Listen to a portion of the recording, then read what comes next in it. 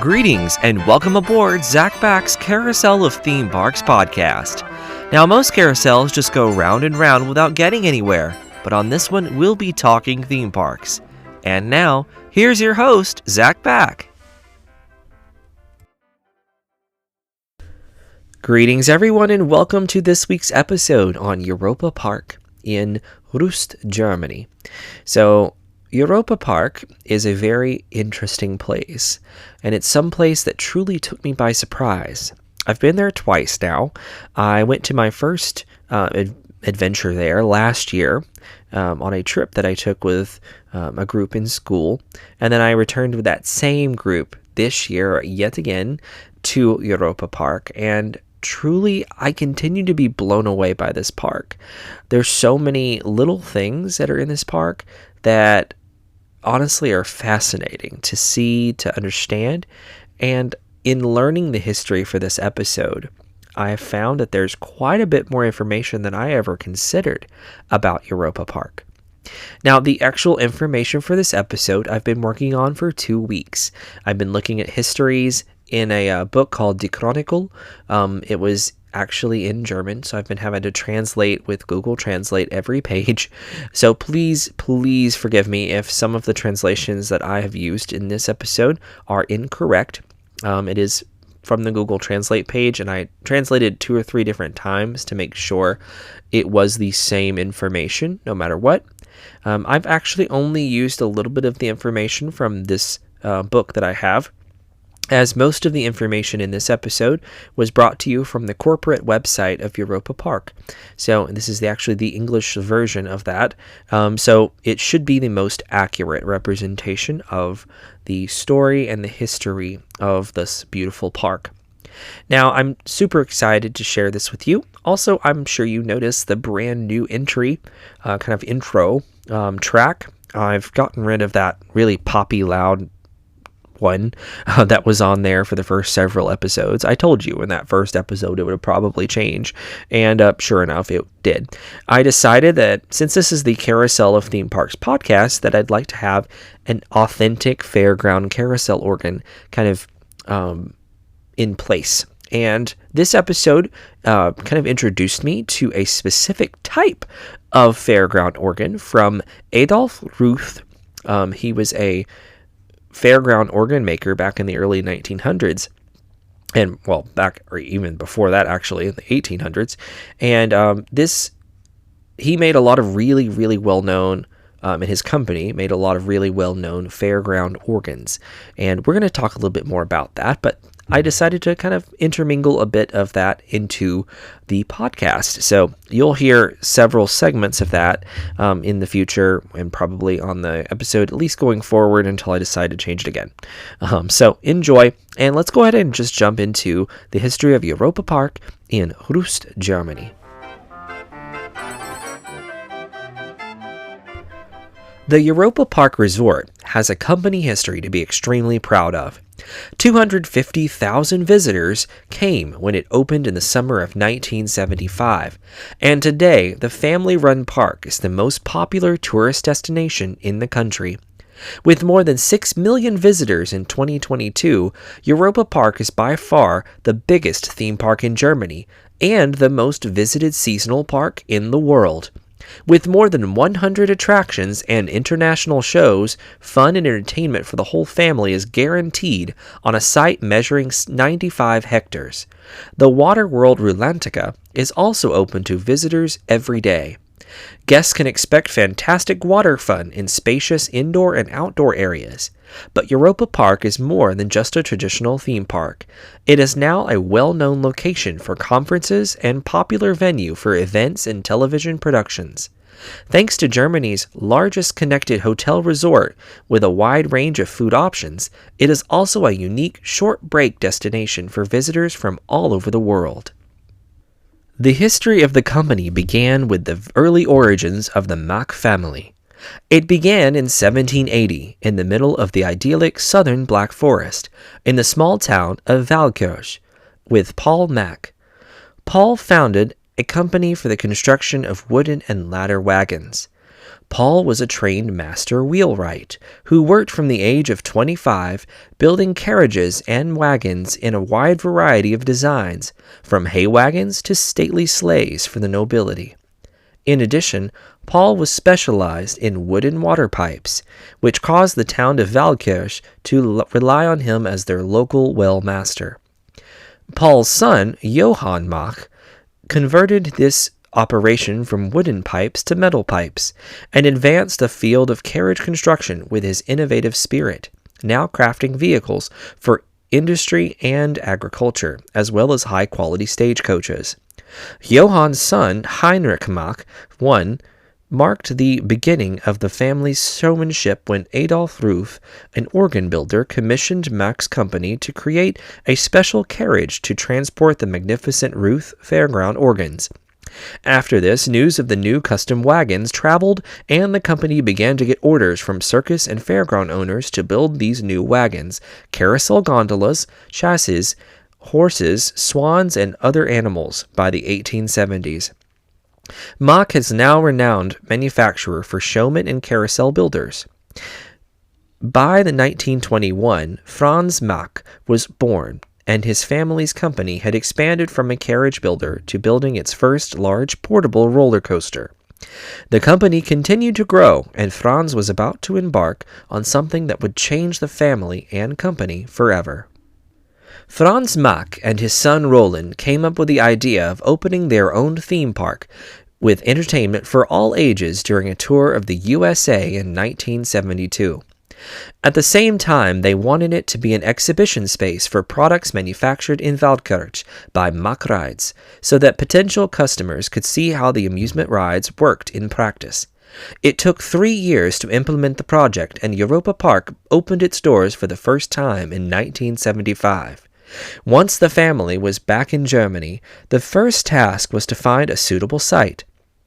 At that time, German parks had a primarily regional focus, but the Mack's vision was much broader from the start.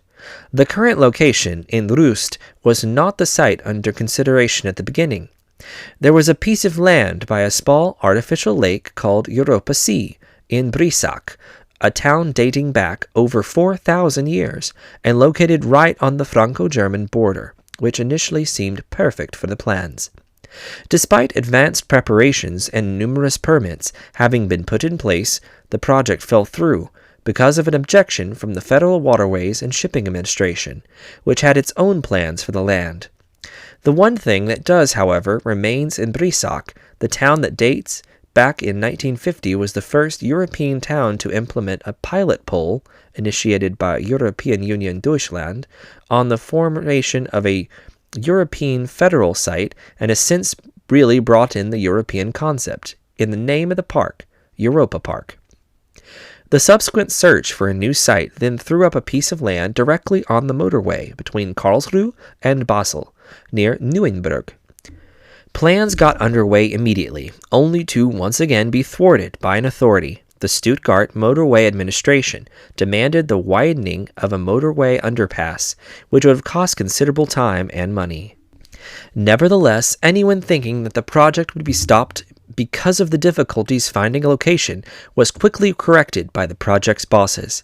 Eventually, they became aware of a centuries-old castle gardens on a piece of land in Rust, not far from the Karlsruhe-Basel motorway, which was owned by the local authority. From 1442 onwards, the castle was owned by a noble family, one of the oldest Strasbourg noble families. The name Balthasarberg came from around 1500 by the founders of an ancestral estate contract. Around 1575, the castle was rebuilt into its present form. The fishing village of Rust, which at the time had fewer than 3,000 inhabitants, supported the theme park project from the start. The village's mayor, the meanwhile deceased Erich Spulth, and the freeman of the park, was particularly active in the support for the planners and made the park and castle on the banks of the Alse Els available to them.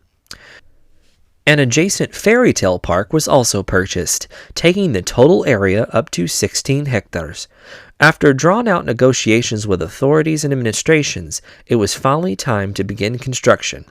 Europa Park opened its doors for the first time in 1975. The development of Europa Park is a textbook success story.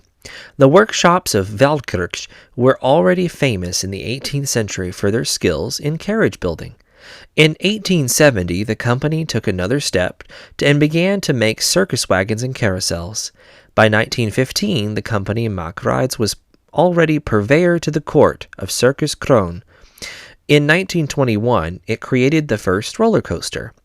From 1930 onwards, the family business specialized in circus trucks, carousels, ghost trains, and roller coasters.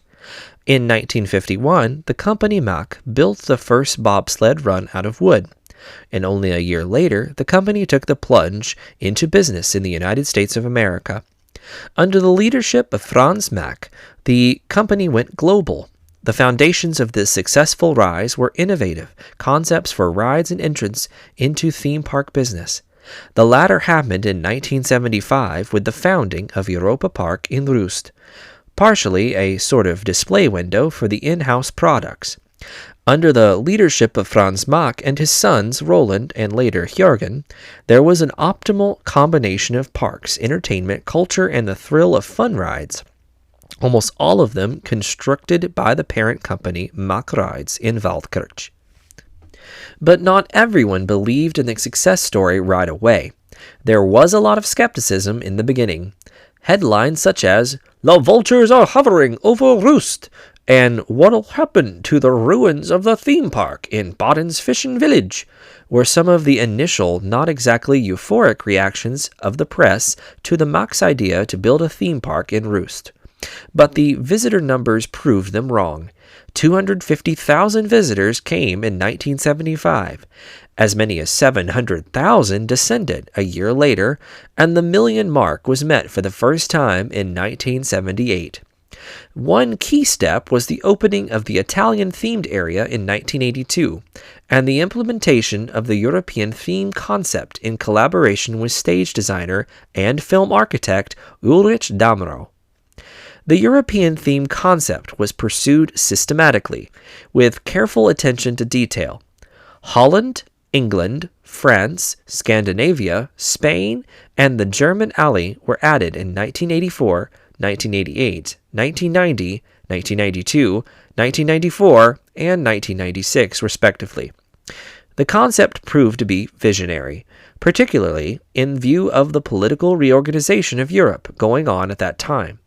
Signed in 1985, the Schengen Agreement opened up the borders between the member states over the next 10 years.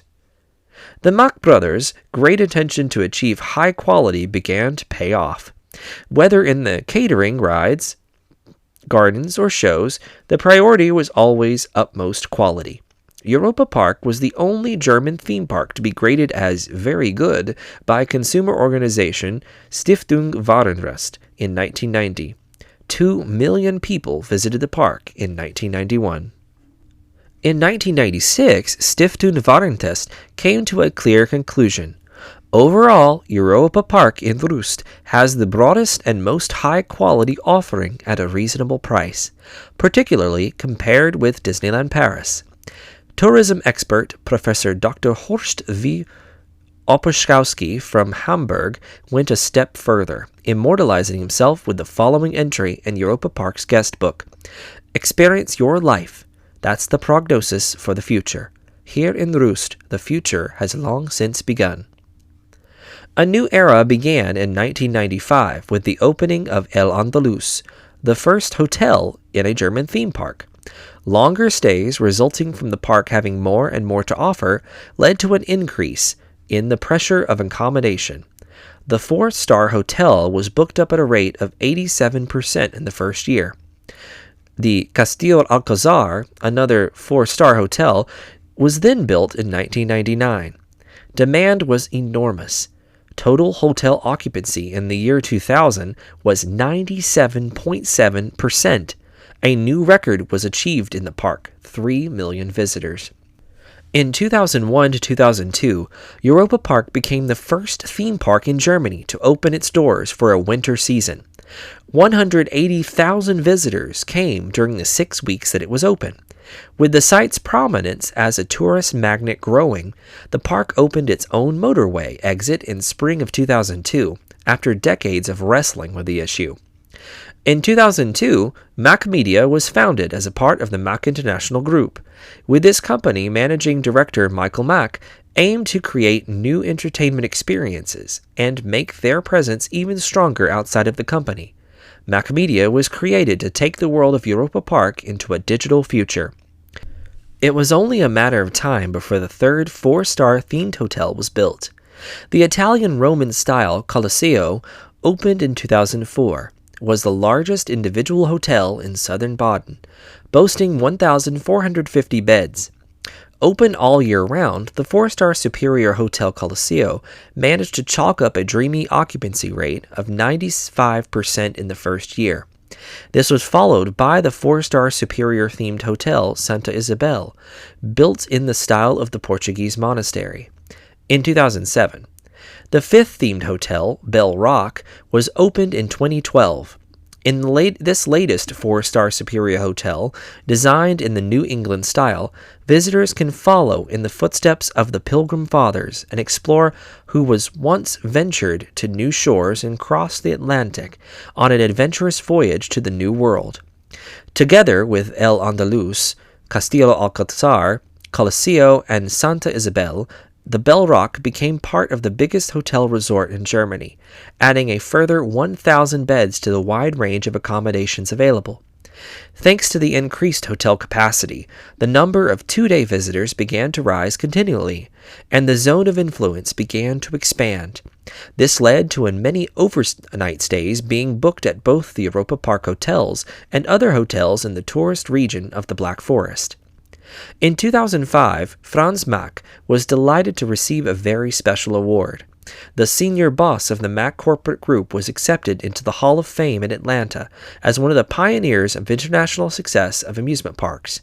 He was awarded the accolade at the world's largest trade fair for amusement parks in Atlanta by President of the IAAPA, International Association of Amusement Parks and Attractions, Clark Robinson. Corporate businesses also grew with the increased range of event and meeting rooms on offer. More than 1,300 events a year are now handled by Confrontainment, founded in 1998. Alongside this, Europa-Park began to gain significance as a media location. Today, it is a popular set for national and international film and television productions. Around 200 TV shows are recorded at the park each year. In 2009, Europa-Park was expanded by 15 hectares. The new Iceland-themed area, with gigantic Blue Fire mega coaster, covered an area of 2 hectares. Iceland expanded the European country's concept further and featured Europe's highest loop on a catapult coaster. In 2012, the area of Europa-Park was expanded once again, this time by 5 hectares.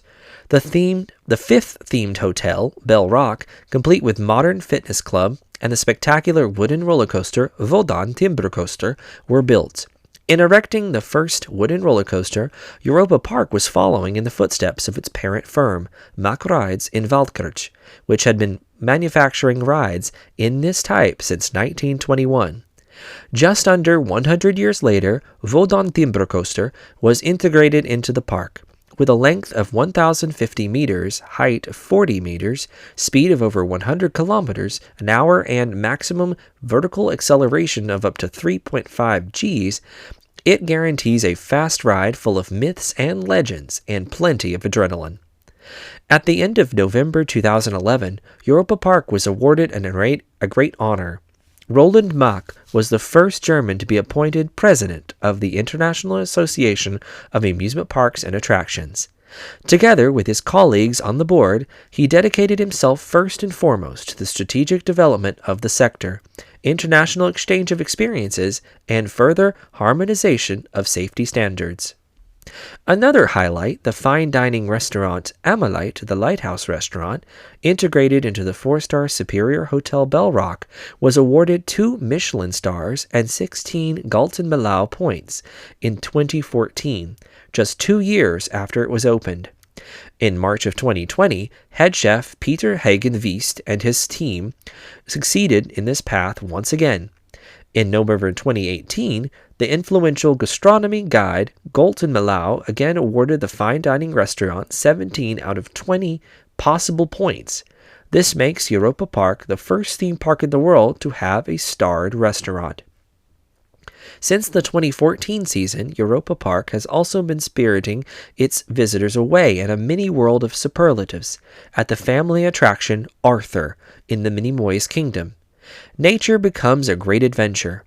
The gigantic realization of the lovingly detailed scenery from the star director Luc Besson's successful film trilogy Arthur and the Invisibles shows off the secret world of the small characters.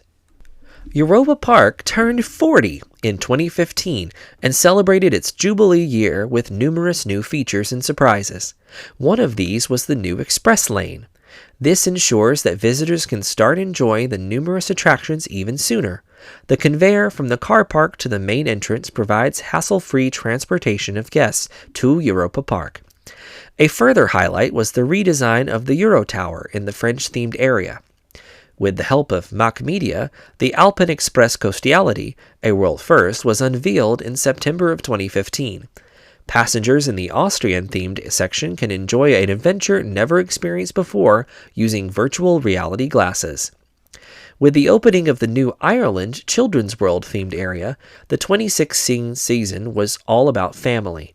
Old and young guests can discover the most beautiful side of the Emerald Isle through a lovingly detailed presentation of the strong Irish tradition.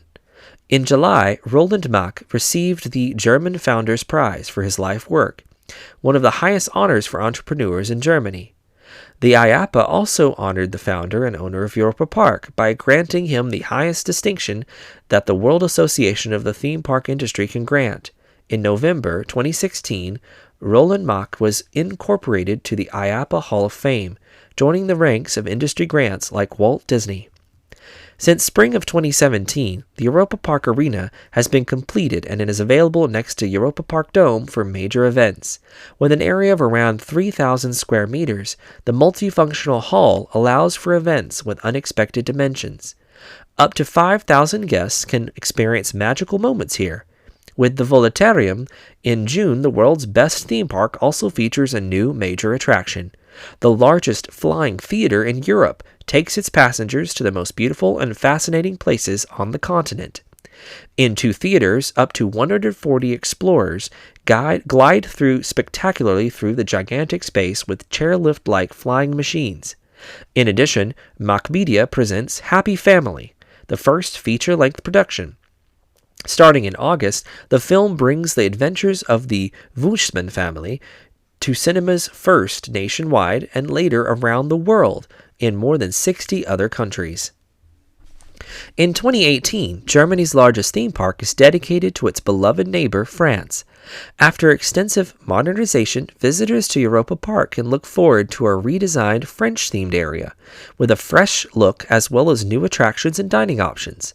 The Grande Nation is the season's highlight. In the center there is the beloved Silver Sphere, housing a world first. Inside, there is both a classic roller coaster, fun in the dark, and an exciting ride with the Eurosat Can-Can coaster, or an innovative virtual reality experience and a futuristic trip with Eurosat Coastiality. In 2019, the Scandinavian-themed area opened, including new gastronomy and shopping options. Since 31st of May 2019, the new Hotel Chronik has welcomed its first visitors. The 6th-themed hotel in Europa-Park is an essential part of the expansion of the resort. The 4-star Superior Hotel is a special type of natural history museum, offering stylish accommodations with a Nordic ambience for up to 1,300 overnight guests. After a construction period of 26 months, the new Europa-Park Waterworld Rulantica opened on 28th of November 2019. Adventurers of all ages can explore 10 themed areas and 27 unique attractions across 32,600 square meters, including 2 saunas for visitors aged 18 and over, and 25 sparkling water attractions for the whole family. The unique mix of Scandinavian landscapes, mystical sceneries, and imaginative designs are inspiring.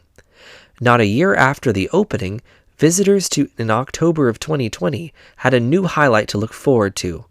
The Haugedal, an exclusive 1,000 square meter wellness and sauna area, was created. The largest expansion to date is the Nordic outdoor slide world, Svalbard, which opened on 3rd of June 2021. 10 slides embedded amongst breathtaking scenery guarantees some watery fun for the whole family. After a long wait, the Pirates in Batavia and Bambui Abai restaurant returned to the Dutch-themed area on the 28th of July 2020, after a construction period of only 24 months. For more than 30 years, the lovingly designed family attraction with its many details was a magnet for visitors at Europa-Park, until a fire destroyed it in May of 2018. The attraction had created unforgettable memories for many, as well as great desire to breathe life back into the Pirates of Batavia as soon as possible. As the world's first VR experience of its kind, Mack Next, the VR coaster, presented Juleby in 2020. The full-body tracking, free-roaming VR experience allows guests to move freely while perceiving themselves and up to 7 other players completely within a virtual space. A year later, Juleby received the coveted Brass Ring Award in the Best New Product Virtual Reality category. Another magical new world came with VJoy, this time bringing the magic of Germany's largest theme park and the Rulantica water world home. The new streaming platform combines a wide variety of media content on a single page. On the 4th of November 2022, the owners, the Mack family, opened the Restaurant of the Future. Adrenaline is a futuristic gastronomic event concept situated next to the 4-star Superior Hotel Chronik, having received a lot of international attention. As soon as the experience begins, visitors are immersed in different worlds, made possible by the impressive interplay of multimedia content, top-class gastronomy, and a patented new development called the Floating Chair from Mack Rides. Guests are spoiled with an 8-course menu. In the 2022 season, Germany's largest theme park also exceeded a threshold of 6 million visitors for the first time in its almost 50-year history, representing a significant expansion of its market leadership. Since the 8th of February 2023, the new Nordöstern area in Rulantica offers visitors the chance for some real competition with the Vikinglopp racing slide. The 30-meter-high tower features 8 tube slides, which visitors slide down head-first on mats. Over 400 loungers and seats in the Nordöstern ensure plenty of relaxation after the spectacle. Since the 23rd of March 2023, guests have been able to experience an interactive 3D action thriller in the new Juleby Pro experience, Amber Blake Operation Dragonfly. The 30-minute virtual reality experience is based on the Amber Blake comic series from Belgian supermodel Jade Legardre and features thrilling state-of-the-art technology and a nerve-wracking adventure across Singapore's skyline. In 2024, Europa-Park continues with its extensive construction work. More than 700 craftsmen work on over 40 construction projects during the off-season. This includes the internationally renowned striker coaster Voltron Navara, powered by Rimac, being built in the new Croatia-themed area. Along a track of 1,385 meters, the 14th roller coaster offers 7 inversions, 2.2 seconds of weightlessness in one go, and holds a world record with the steepest launch of 105 degrees. The 2 traditional classics, the Alpen Express Inzian and the Tyrol Logflume, will also be returning to the Austria-themed area in 2024 with new splendor. The rides, which were destroyed by fire in 2023, were rebuilt in a very short time alongside the Magic Valley of Diamonds. During the season, 5,000 employees, including 150 trainees and students from the Baden-Württemberg Cooperative State University, ensures smooth processes, both in front and behind the scenes of Europa-Park. Each employee receives qualified training and further education at the Europa-Park Academy. Alongside this, Germany's largest theme park also secures up to 10,000 indirect jobs. This makes the owner-managed company one of the largest employers in the region and one of the strongest economic drivers in South Baden. The owner family Mack have a lot planned for the coming years. Alongside optimization of existing facilities, the primary focus lies on continual growth and creation of new attractions and themed areas, as well as an extension of the Rulantica water world. With the construction of a new roller coaster in the future, Europa-Park will again offer a very special highlight. The next Mack generation is therefore assuming great responsibility. Since 2016, Michael and Thomas Mack have been part of the Europa-Park Executive Board, together with their father Roland Mack and their uncle Jürgen Mack. As managing directors, they oversee various business areas. The amusement industry of tomorrow, developed and implemented by Mack today, a concept that also applies to the future. Satisfied visitors are one of the most important factors for success. As such, Europa-Park continues to focus consistently on quality and innovation. Our visitors deserve nothing but the best, and that's exactly what they'll get from us, says Roland Mack, owner of the Europa-Park. The successful Baden entrepreneur received the Buzz Prize Award for his life's work and his outstanding entrepreneurial achievements, as well as his great commitment to the industry. So what's next for Europa-Park or Rulantica Waterworld? We'll only see by what comes next in the future of the Mack family as they continue to develop this beautiful park in the town of Rust in Germany.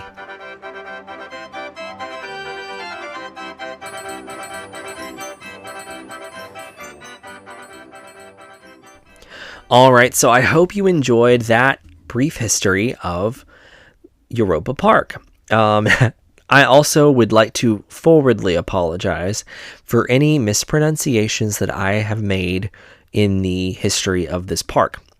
I am not a German speaker. I only speak a little bit of German, and it's not a natural thing for me, so I definitely looked up some of the pronunciation of these words. However, I know I still butchered them, so please forgive me. For those of you out there who may know a lot more than me about German, or about how these specific names should be pronounced. I also want to just come out and say that I did a lot of research on how to say Mack rides. So I've went back to a lot of the kind of like advertisements, I guess, that they've did in different languages over the years, and really just looked deeply into how do you say this, the name of this family, because I've heard so many people say it very differently, because I've heard of it Mack, like I ain't no Mac, I'm a Peterbilt, that kind of vibe, but I've also heard Mack.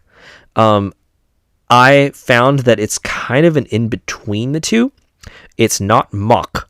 It's not really a hard oh. It's kind of a Mack ride, so Mack rides. You kind of have to say it like that, like Roland Mack. So Roland Mack, like Mack. I don't know. Anyway, it's probably sounding like the same word over and over again at this point. But regardless, let's kind of just chit-chat about Europa-Park. Now, I've been here twice, and some of you out there may have been here more than that, but I've been here twice. So I went last year for the first time, and this park truly blew me away, as I mentioned in the intro. I was fascinated by the park.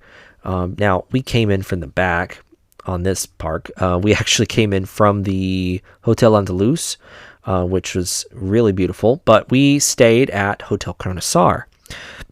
Now, whenever Europa-Park really gloats about the 4-star superior status of these hotels, they are not kidding. These hotels are absolutely stunning, and the things that they offer are absolutely out of this world. I don't know of any other theme park I've ever stayed at that is just as beautiful as Hotel Chronik. Now, I stayed there both trips, and we always had a view of Rulantica, the kind of the water show that's in between, which is so cool.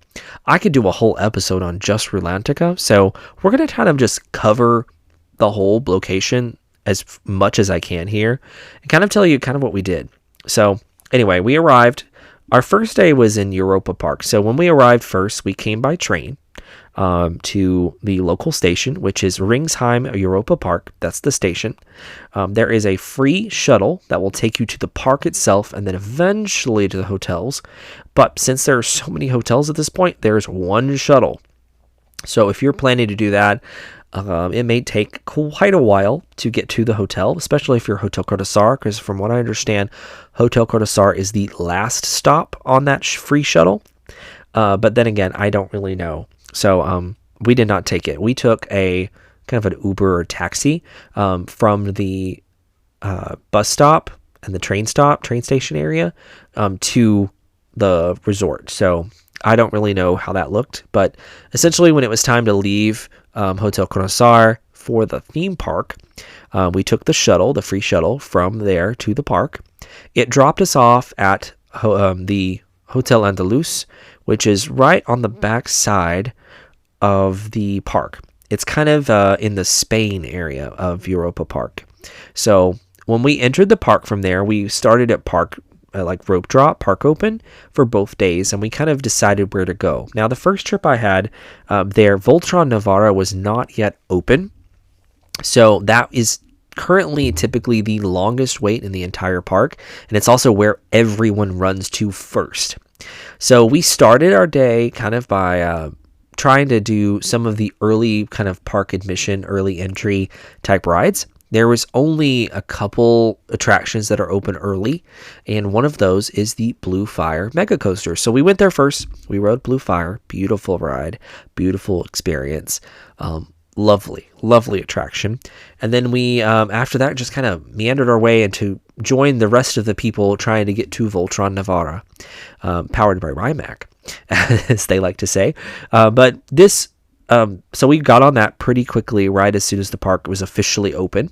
And this attraction, I don't think there's a similar coaster that I have ever ridden anywhere in the world. I think probably the closest to this attraction is Copperhead Strike in Carowinds or Stardust Racers in Epic Universe. I think Copperhead Strike is more similar in the way that the car is designed, I think, in like the really tight loops, while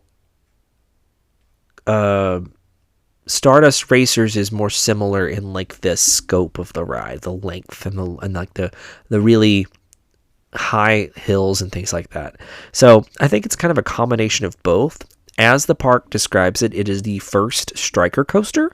There are, I think, several other versions being made now, but Mack Rides has been very clear that this is a direction they want to go. They want to really do this kind of design of a roller coaster. And so Voltron Navarra is great, and it has a lot of really great elements in it. It has a lot of really fun kind of experiences and kind of ties back to the Nikola Tesla of it all.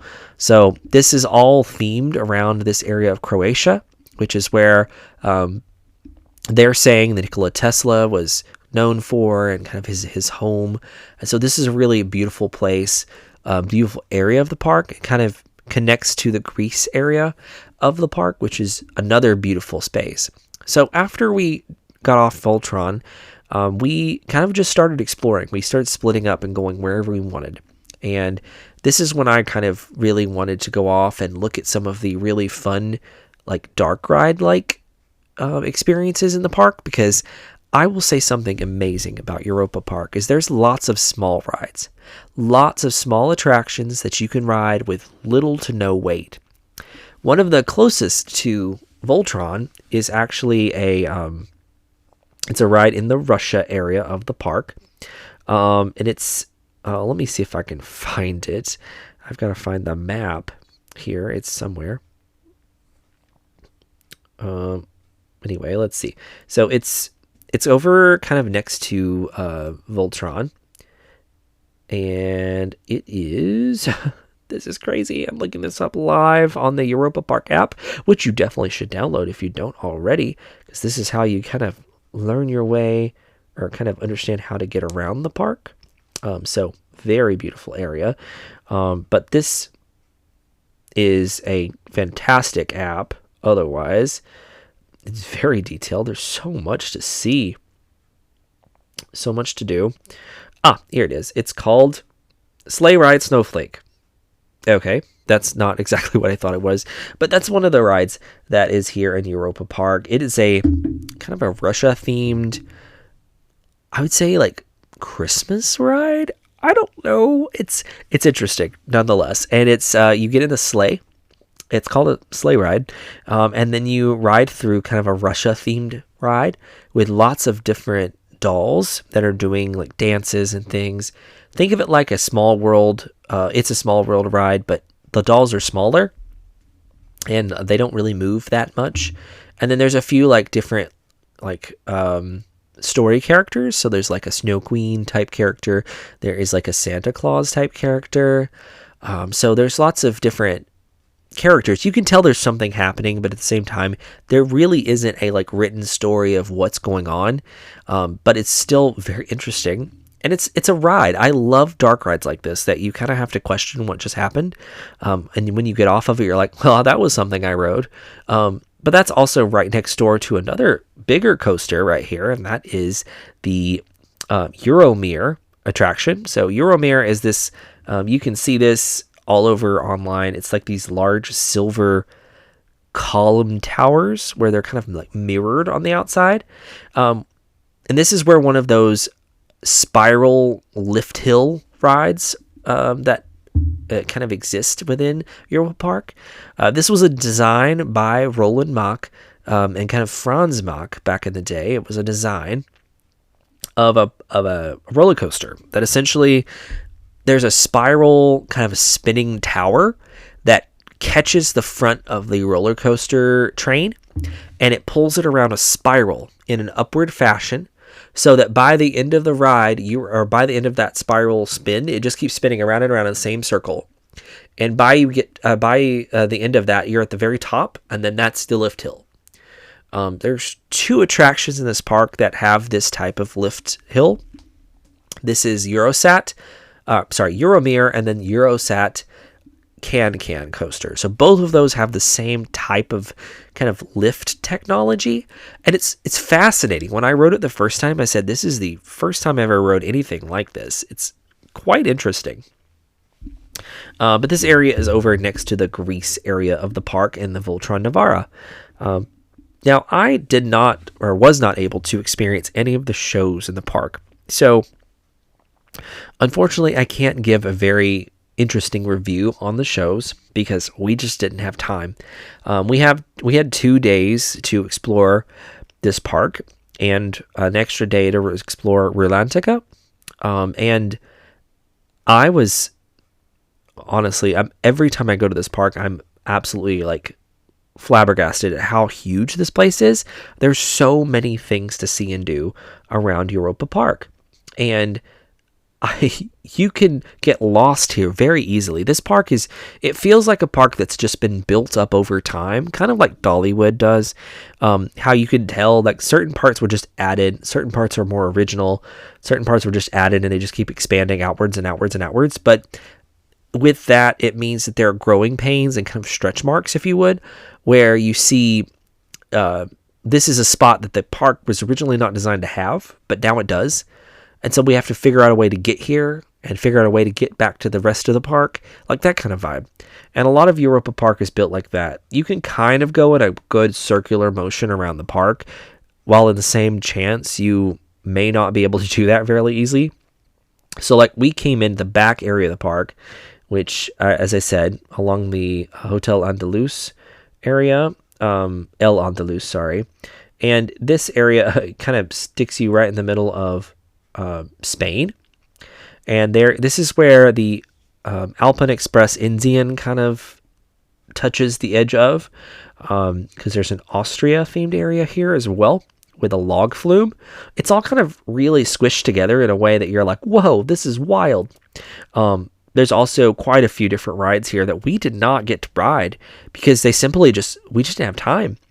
But this area of the park back here is kind of where we entered. And so when we came back for a second day, we just explored the park as we walked. And this means that we just kind of explored and come upon things that we didn't know. So as I said, we went straight to Voltron. We rode Blue Fire on the way, but we came back and started walking back towards the main, like where we started. We kind of looped back around and then kind of looped back, kind of a lot of circles essentially. We went back towards the center area, which is where the food loop restaurant is. Now it's like a large cylindrical pyramid cone shaped tower, I guess. It's interesting. Essentially, it's a restaurant where there is a food roller coaster. So your food is delivered to you by a little miniature roller coaster track. I want to do this so badly, but the menu looked like something I wasn't interested in, so we never did. But also we didn't have time. But it sounded interesting. It also had a very, very short open time in the day, so we just kept wandering.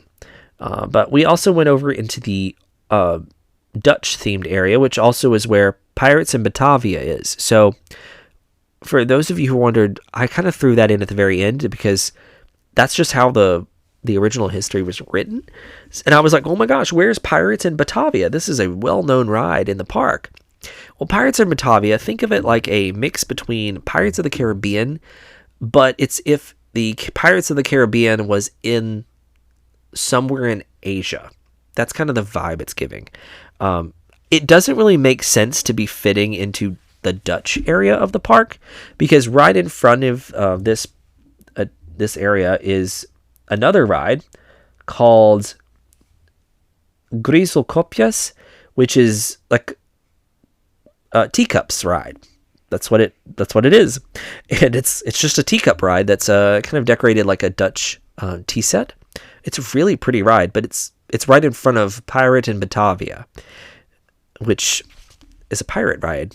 It doesn't really make sense, I guess, but at the same time, does it have to? So it was still good. So definitely, if you ever visit Europa-Park, visit Pirate in Batavia. This is a really good dark ride, actually. There's a lot of really great details. There's a story definitely being told. There is a little kind of otter character that I love. So there's like a main character, pirate. And then there is a little otter character called Yappy. So he's a cute little otter with a sweater. So I love it. I have a... or Jopie, Yoppie. I'm not sure exactly how you're supposed to sell it or to spell it. It's spelled Jopie, according to the tag, because I actually bought a plush version of him, and he has a little tag on it that tells you his name. So that's fun. There's also lots of little flat rides, kind of spread out throughout the park in really strategic parts.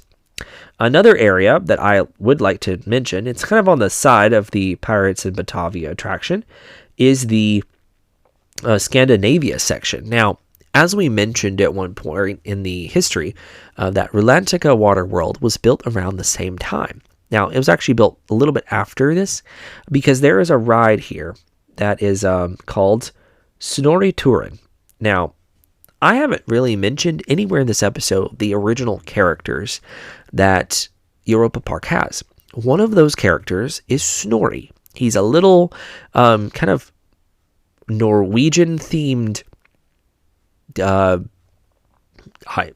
octopus squid. I think we counted, and he actually doesn't have matching tentacles for either. So we really don't know what kind of creature he is, but he's a sea creature. And he's this cute little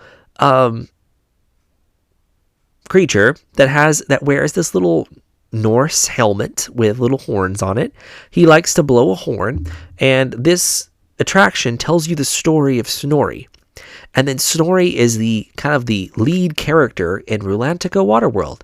So he communicates with a lot of the mermaids and the mer people in this Rulantica Waterworld. And there is there's a creature here. It's like a large snake creature called a Svalgarok. Now, you may remember in the second or the quarter, after Rulantica opened, they opened this outdoor area of the water world that was called Svalgarok. Now, Svalgarok is actually the creature itself that is hanging inside of the lobby of the museum hotel Kronosar. So all of these spaces are all connected together through this story of Rulantica. And Snorri Turen is in Scandinavia of the park. And so you can see kind of the story of Snorri, if you would, in Snorri Turen, and it tells you the story of Rulantica. And then you can go stay in Hotel Kronasar and visit Rulantica. Now, you don't have to be staying in Hotel Kronasar in order to visit Rulantica, but it is a great connection because there's a bridge that takes you directly into Rulantica. It's amazing. But regardless, Scandinavia has that really amazing attraction. There's also a pirate ship ride called Vindkammer, which is over here in Scandinavia as well. And then as you go over into another area of the park, you'll go over into another world. It's Iceland. Now, Iceland is kind of spread out a little bit more. This is where a Blue Fire mega coaster is, but it also connects to Vodon Timber Coaster. Now, Vodon is a really fun wooden roller coaster. And honestly, one of my favorite rides in the entire park. It was absolutely fantastic. I think we rode it twice in each trip. I may be wrong.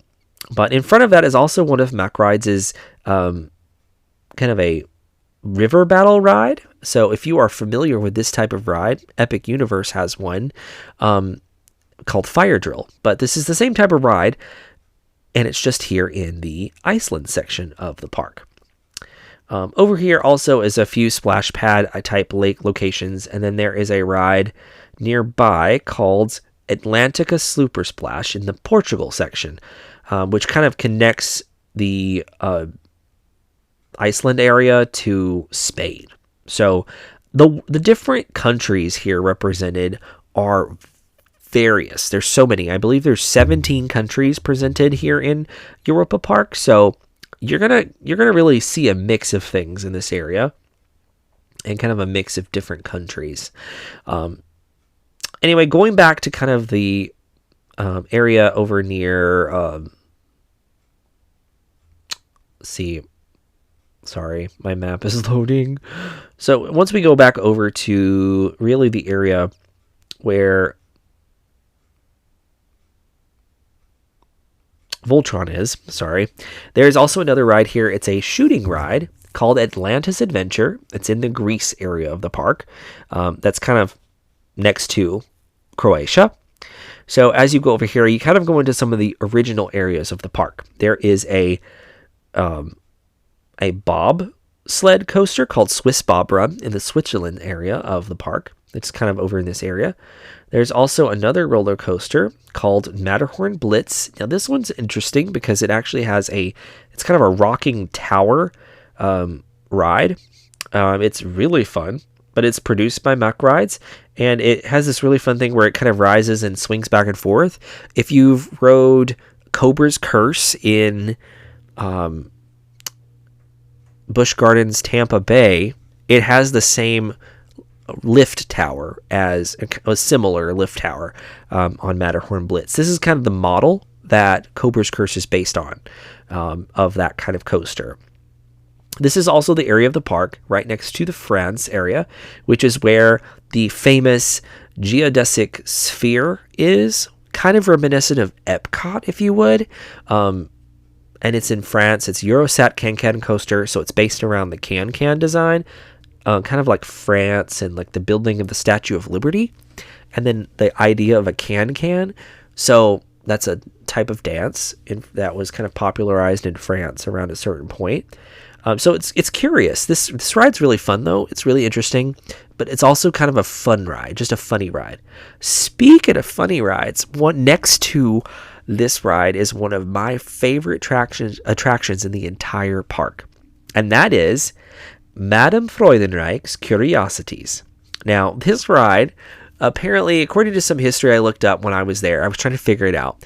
This ride was originally called the Universe of Energy. Now, if you are a big Disney fan, then you will be like, what? It was called Universe of Energy? Yes, it was.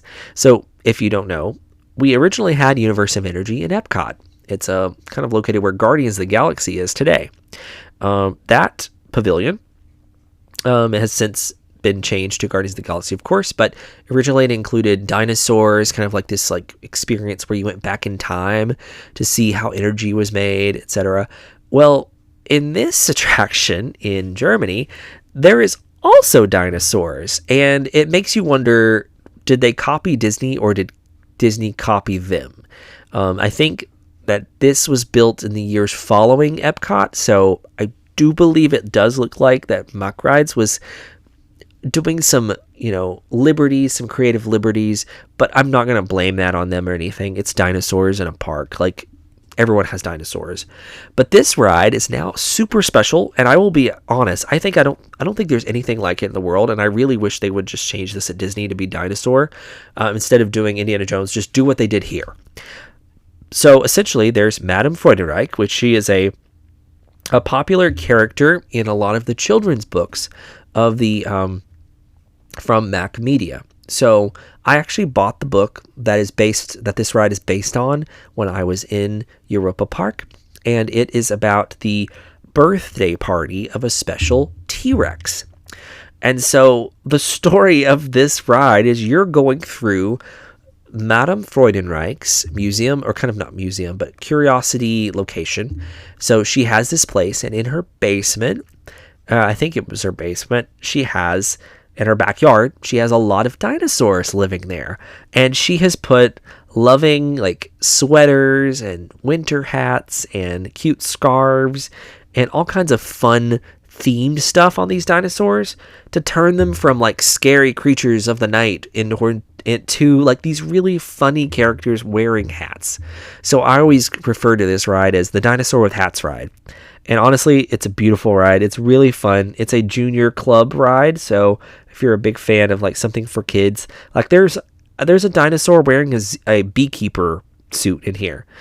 This ride is very similar to like an Omnimover at Disney, kind of like a Doom Buggy feel, but it's still a really fun dark ride that you can kind of get just a little bit of laughs. So according to the app, it says, journey through Grandma's hilarious dinosaur garden. Have a browse in Madame Freudenreich's Alastation shop. There's plenty discovered in the backyard. Find out what's hiding there and enjoy a fun, newly designed themed family ride. So this is really fun, and you can watch, or you can see Madame Freudenreich in a lot of different Mack Media productions, and it's all on VJoy, which is their kind of streaming app. So I don't know if I can look at this, but I want to. I really want to watch this. So, I'm going to look it up. We'll see. I need to read the book. I still haven't read the book yet. Anyway, France has a lot more to see, and behind the France area is an area, I think it's technically kind of connected, but it's technically in France. It's Silver Star. It's another roller coaster. This is a big one. It's very similar to Mako in SeaWorld. So it's still a really amazing ride. I did like this a lot when I was here. I love this type of ride though, so whatever. Also over here there is the Euro Tower, I think is what it's called. It's sorry, I'm looking at the app to find all these names. Yeah, Euro Tower. And this is where you can get a good sightseeing view of Europa-Park. Kind of see how the village of Rust around it kind of envelops it.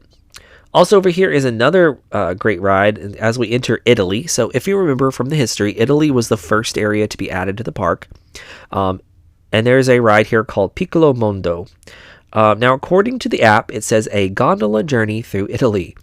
The little guests can rejoice for a very special gondola trip to Italy in this children's attraction. Their journey past famous towns like Pisa, Venice, and Florence guarantees unforgettable adventures for the youngest globe trotters. This was opened in 1982, and it's a pretty interesting little, kind of like a sleigh ride, I guess. It's kind of like the sleigh ride I mentioned earlier, very similar. I am fascinated by these dark rides because they are so interesting. They're unique. They're fascinating because they're not something I've ever ridden before. Like, I can't even describe it. It's kind of wild because there's like a pasta tower, and then there's dogs kissing, and there's lots going on in this ride that honestly you have to just see it to understand it. Also over here is another famous attraction known as Castello da Medici.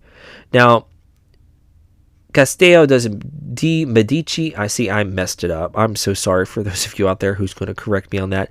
But Castello di Medici is a Italian haunted house ride. So it says, enter the medieval castle.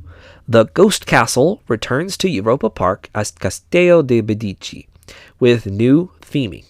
It's haunted again. The popular haunted castle in Italian-themed area has been extensively renovated and awaits you with new, exciting, scary fun. Says guests are transported through the palace in small gondolas with ghostly voices and ghoulish figures everywhere. Lorenzo, whose story is based on the historical figure of the early Renaissance, Lorenzo de' Medici, is also up to mischief here. Lorenzo wants to take revenge on the Trattoria's Pazzi family and comes into possession of an ancient stone tablet with strange symbols and meaningful writings.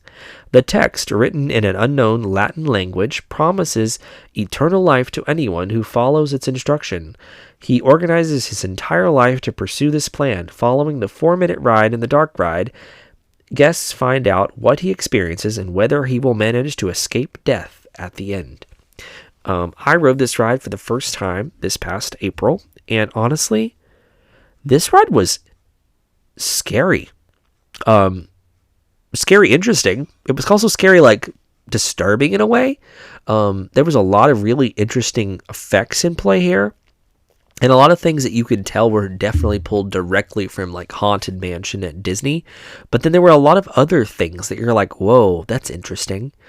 So this ride was very interesting nonetheless and very fascinating. There's also a ride in this area of the park that I was absolutely fascinated with, and that is called Volo da Vinci. So Volo da Vinci is this really fun like flight machine where you fly in the park above the park on a 300-meter long track. So you kind of fly above Europa-Park and above a bunch of different attractions, because we're just now getting to the area of the park that I was absolutely in love with, and it's kind of the garden section of the park. This garden section of the park is kind of some of the more original spaces, and it has lots of little rides. Like there's a train ride, there's boat rides, there's a old-timey car, there's all kinds of things to see and do in this area, little trains and things. They're definitely designed for more of a child kind of aspect, but I love this type of thing because this creates things for kids to enjoy and have fun while not really infringing on the enjoyment of an adult. And I had a lot of fun as an adult doing these things. So the little train that takes you on a sightseeing journey of the park is absolutely fantastic because it goes all over the place. And then they also have a monorail that kind of goes through here. And then Volo da Vinci kind of flies over top of you here. So it creates a lot of movement, kind of reminiscent of like the original Disneyland and kind of Tomorrowland in Disneyland, where there was lots of different layers of movement happening. It's reminiscent of that, and it still exists to this day. There's so many rides here to do. But the main entrance of the park is kind of over here in this area as well. And this is the Germany area of the park, because naturally you would have Germany as the entrance area. So there's a large kind of train station facade that is kind of up the front. This is also where Voletarium is, which is the flying theater ride in the park. So a Mack flying theater is well known around the world now, but this is a different version of that idea. Because if you've probably ridden one of these Mack flying theaters before, there's one at SeaWorld. Then Legoland have them, as well as the Lego Movie Ride, as all flying theaters, and they're all the same type, but they're a little bit various different version of this ride. And then Mack Rides also really promotes this ride in their booth every year at IAAPA's Expo. So make sure you check out the little model I have of the ride so you can see how it works. But there's different variations on the way this works it depends on the company's like design and like how much space they have to use. But it's fascinating. Over also in this area of the park is the original Castle Gardens. Now, it's a magical garden is what it's called. But it's part of the Schloss, which is the castle. So Balthasar Castle is back here, and it was originally created in 1442. Now, I mentioned this in the very beginning of the history. This castle has been here for 250 years or more. So it was rebuilt as to what it is today in the late 1500s, which is kind of where I got the 250 years, but it's actually far older than that. So it's fascinating, but it was a former castle with a moat, and it fascinates the visitors with its romantic ambiance. Today it is a restaurant called the Restaurant Balthasar Castle. And so it features German cuisine, and it's called Schloss Balthasar, and it is very interesting. But it says it is stately in the German-themed area situated in the beautiful historic Balthasar Castle garden. Balthasar Castle invites you to embark on a journey through time. Enjoy the delicious Badisch Alsatian cuisine, I'm so sorry, that's crazy, in a castle restaurant, followed by a leisurely stroll through the magical garden before the next adventures at Europa-Park are waiting. And then they also kind of advertise the castle as a great place to have your wedding. So that's fun. But this area of the park is absolutely stunning. Whenever people say, oh, Epic Universe brought the park back in theme park. Well, back here in Europa-Park, the park never left. The park has been here the whole time, and everyone has just been walking through it. This park is absolutely stunning in a lot of this ways, especially around this garden. And I remember a little fact I learned is that because the Balthasar Castle is located inside of Europa-Park, the residents of the town of Rust have complimentary admission year-round to Europa-Park since its opening, in order so that they can continue to experience the once free park. Because Balthasar Castle and the Balthasar Gardens was a location that was a free location that people of Rust could experience. And so since it's now inside the park, it's still considered free. And so the members and the residents of Rust are still able to experience this kind of space. So as we continue through the gardens, I'm almost done, I swear. I know this is going over an hour now, but as we go over, continue our journey, we kind of pass into other areas of the park, such as the Ireland area, which we mentioned. It's kind of a children's area, if you would. There's lots of little small kind of rides here. There's also a really fun ride I enjoyed here. It was called Spinning Dragons. It was these little fun, cutesy little almost kind of scary dragons, kind of like a teacup ride, but it was dragons. I was fascinated by this. But as we continue to walk over, we'll kind of see some other areas. There's the United Kingdom area, which I have not mentioned yet. But the United Kingdom area has a replication of the Globe Theatre. William Shakespeare's The Globe Theatre. That's pretty cool. There's also some small rides here. Like there's one called Crazy Taxi, which is a fun little taxi ride where it kind of swings you around in a circle and kind of does some fun things. I rode this even as an adult. This was fun. And then there's also, this kind of goes into the Fairy Tale Forest area of the park. Now, it's Grimm's Enchanted Forest is the technical name of this area. And if you think of Fairy Tale Forest, this is a great representation of that. So you can walk through this forest for probably a good solid hour looking and reading different fairy tales, which is absolutely fantastic. I love a fairy tale forest. I saw this one as well as one of the originals in Efteling when we were on this trip. So this was a great place to kind of wind down and explore fairy tales. Also back in this area is the Arthur Minimoy's Kingdom, which is kind of the kingdom of the little people, if you would, but it's called the Minimoy's Kingdom. There's a lot of great little food options back here and kind of gift shops, and there's some small rides, but the biggest ride here is Arthur. This is a story coaster, but it says a breathtaking themed ride. Jump aboard a breathtaking themed ride through the Minimoy's Kingdom, inspired by the smash hit movie trilogy Arthur. So, details, but it's a really fun ride. I loved this one. This one's also a super popular ride in the park because it's a kind of a fun themed ride, kind of a bigger coaster that kids can ride. So there are some height restrictions on this ride, but it has a much higher tolerance than some of the rides in the park.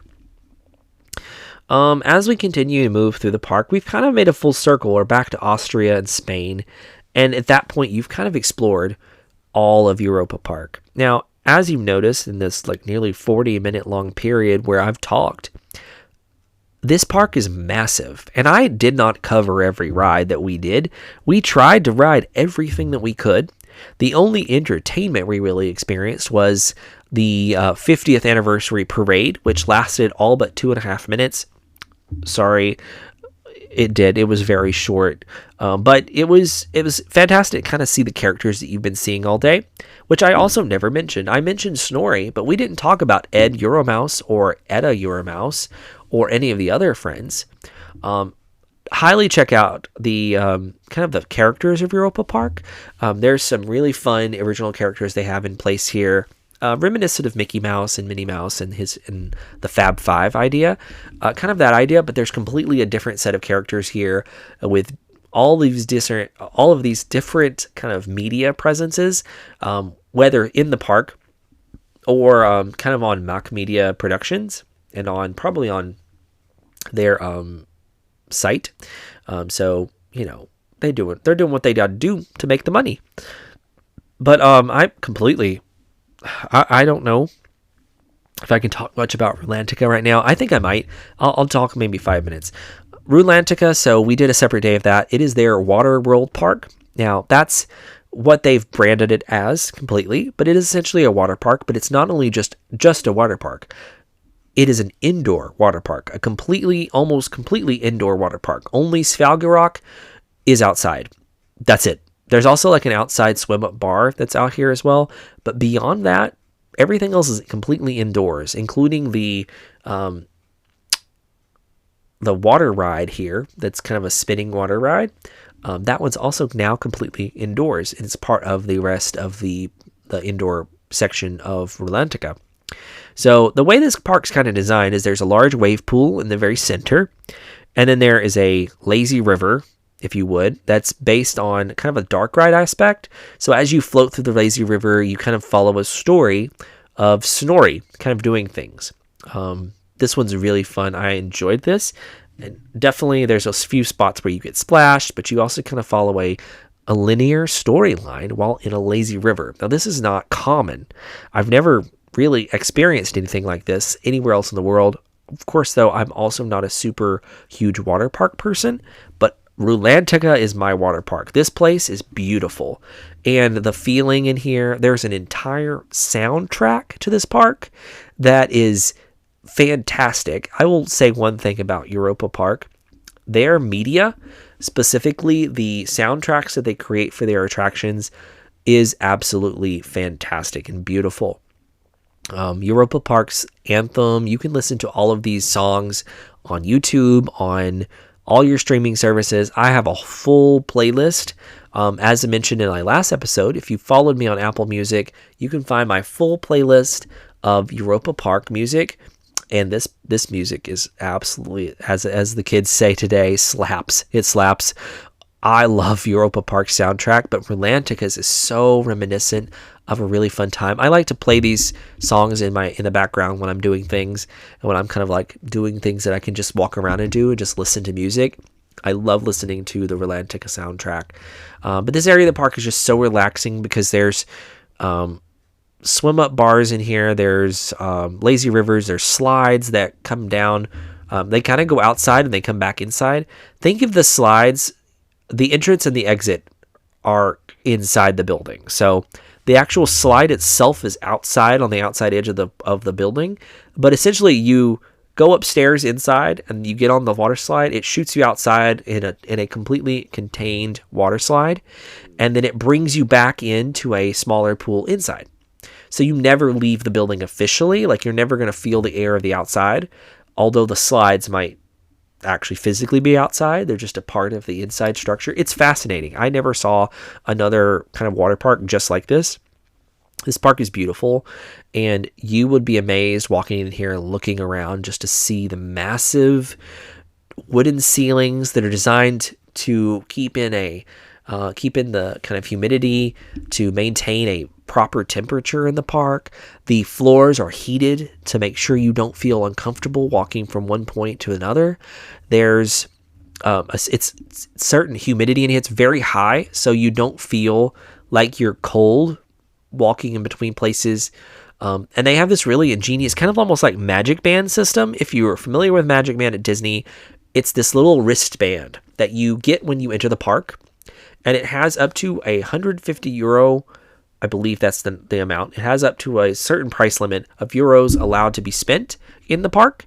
So when you're buying drinks, when you're buying food, when you're buying merchandise, anything like that inside the park, when you scan your band to pay for it, at the end of your visit, when you're leaving the water world and going to like the exit, you then you tap your band against a payments like kiosk, and then you pay for your purchases then. So you pay your tab, if you would, and then you can leave. So once your tab is paid, the wristband is taken to the machine and it lets you leave the park. It's fascinating how this works, and I honestly was blown away by this technology being used in a water world, kind of a water park environment. But all of these slides are beautiful, world-class slides. There's 2 drop slides, there's a racing slide, there's a kind of our fast river. This is probably the only attraction that starts inside and then you actually go outside in the cold, if it's cold outside, and then you come back into the warmer water inside. Like, it's probably one of the few attractions that actually does that. There's actually one of the pools. You go into this like controlled room, and when you go into the water, you pass through like car wash curtains, I guess is the best way to put it, little plastic curtains, and then you're outside. But you're in the water already. So you didn't have to walk around on the actual pool deck to get into the pool. You literally get into the pool from inside and then swim outside. Fascinating concept. I've never seen anywhere like that.